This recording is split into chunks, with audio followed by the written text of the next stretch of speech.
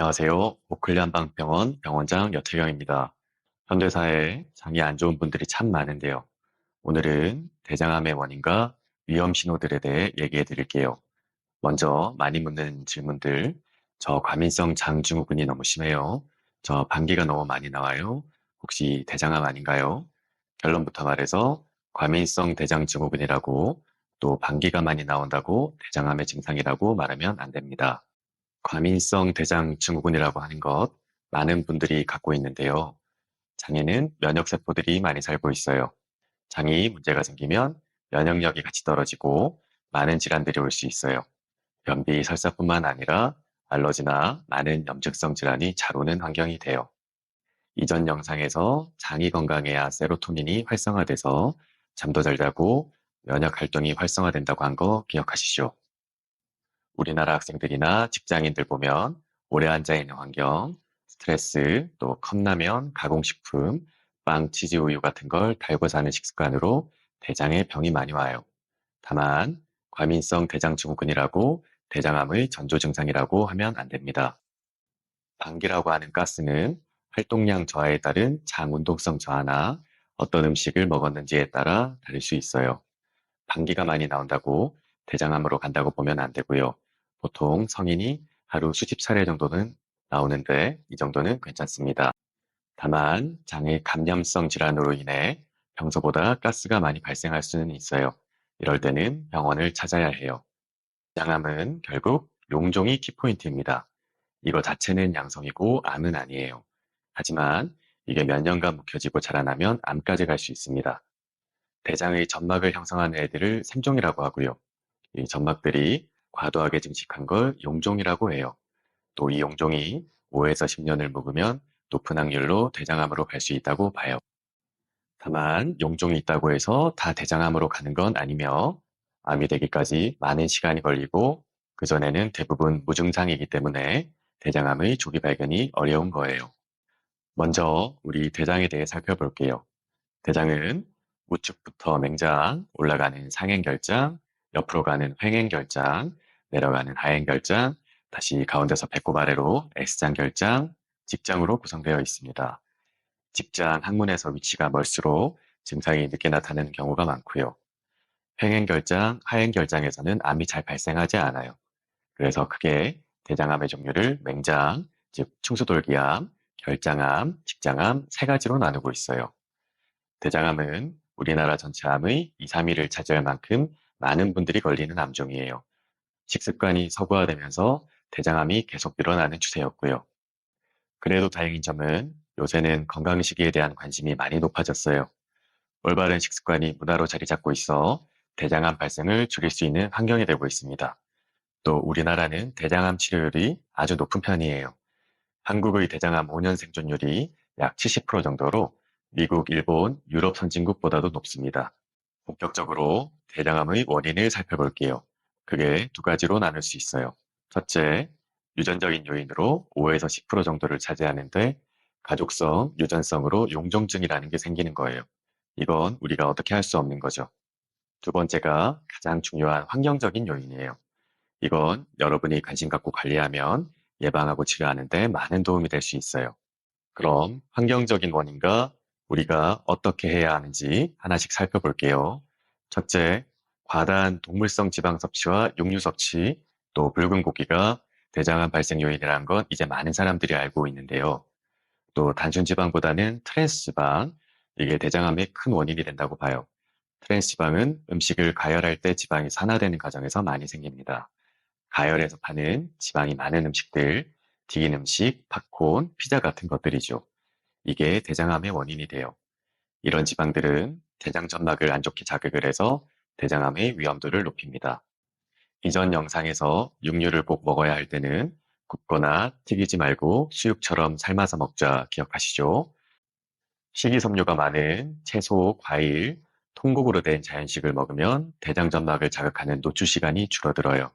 그래서 대장이 건강해지고 배변 활동도 건강해지죠. 만성 염증성 질환들과 대장암의 확률을 줄일 수 있어요. 두 번째가 비만이에요. 비만이 있으면 인슐린 저항성을 증가시켜 대장 점막을 자극하기 때문에 대장암 발생 위험을 높여요. 운동, 특히 걷기, 아무리 말해도 지나치지 않죠. 이것만 꾸준히 해도 암과 관련된 사망 확률이 10에서 20%는 떨어진다고 해요. 세 번째, 음주와 흡연. 이건 대장암뿐만 아니라 모든 암의 요인으로 작용할 수 있는 거 아시죠? 넷째, 사실 이게 가장 중요하고요. 용종이 많을수록 대장암이 생길 확률은 올라갑니다. 이게 묵혀지고 시간이 지나면 대장암으로 갈 확률 자체가 증가하게 돼요.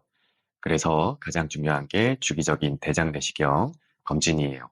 내시경 할 때 용종이 보여서 제거했다는 얘기 많이 들으셨죠? 이렇게 주기적으로 관찰하고 그때마다 보이는 용종을 제거해 주는 것만 해도 대장암 발생 위험을 가장 줄일 수 있는 방법이에요.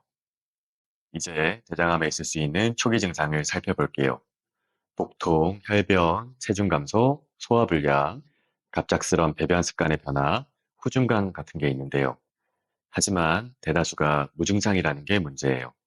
초기 대장암 환자들은 다른 암들과 같이 자각 증상이 없어서 놓치는 경우가 많고, 증상을 보일 때는 상당히 진행된 암일 가능성이 높죠.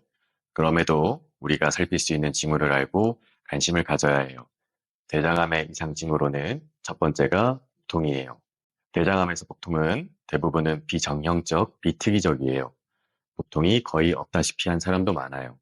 그래도 암덩어리가 커지면서 주위 조직을 압박하는 경우에는 복통이 올 수 있어요. 복통이 일시적인 게 아닌 간격이 짧게 계속 온다든지 지속 시간이 너무 길다든지 할 수 있어요. 평소와 다른 비정형적인 복통이 지속된다. 대장암 증상을 의심해보고 대장 내시경을 받으세요. 두 번째가 혈변이에요. 혈변 자체가 다 대장암은 아니에요. 하지만 장에 뭔가 손상이 있다는 걸 의미하죠. 혈변이 있으면 출혈이 있으니 빈혈도 올 수 있겠죠.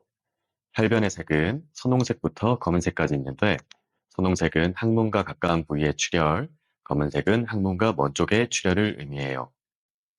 세 번째가 전신 피로감과 급작스런 체중 감소예요. 대장암은 체력 소모가 큰 암으로 충분히 휴식을 취했음에도 불구하고 지속되는 전신 피로감과 체중 감소가 함께 올 때 의심해 볼 수 있어요. 네 번째, 소화불량, 설사, 변비 같은 이상이에요. 이런 증상은 몸에 이상이 있다는 신호로서 다양한 질병에서 올 수 있죠. 대장암도 이런 증상을 동반할 수 있어요. 일시적인 건 괜찮지만 소화불량이 많이 먹지 않음에도 지속되는 경우 대장암의 다른 이상 증상과 같이 있다면 의심해 볼 수 있어요. 설사나 변비를 보면 원래 체질적으로 변비가 심하거나 설사를 자주 하는 사람의 경우에는 오히려 괜찮아요. 체질적으로 그런 분들이 있지요. 하지만 급작스럽게 배변 양상이 변하고 오래 지속된다면 검사를 권합니다. 마지막으로 후중감, 잔변감이에요. 배변 습관을 살펴서 예전보다 활동량이 증가했음에도 배변 이후에 찝찝함, 후중감이 많이 남아있고 변이 가늘어지는 게 대장암의 증상일 수 있어요. 특히 항문에 가까운 결장이나 직장 쪽에 암이 생기면 직경에 걸어막히기 때문에 변이 가늘어지고 잔변감을 느끼는 경우가 있어요. 이럴 때는 항문과 가까운 쪽이기 때문에 선홍색 피가 나오는 경우도 많고요. 이상 징후로 보고 검사를 받으세요. 대장암은 정상적인 대장 점막에서 용종의 단계를 거쳐 암까지 가는데 10년 이상의 시간이 걸립니다. 또 이런 용종이 생겨난 후라도 암으로 진행되려면 보통 5년 이상의 시간이 걸려요. 그래서 대장암은 관심을 갖고 주기적인 내시경을 받는 조기 검진이 가장 중요해요. 저는 5년마다 하는 정기 검진으로는 대장암 조기 발견이 힘들 수 있다고 봐요.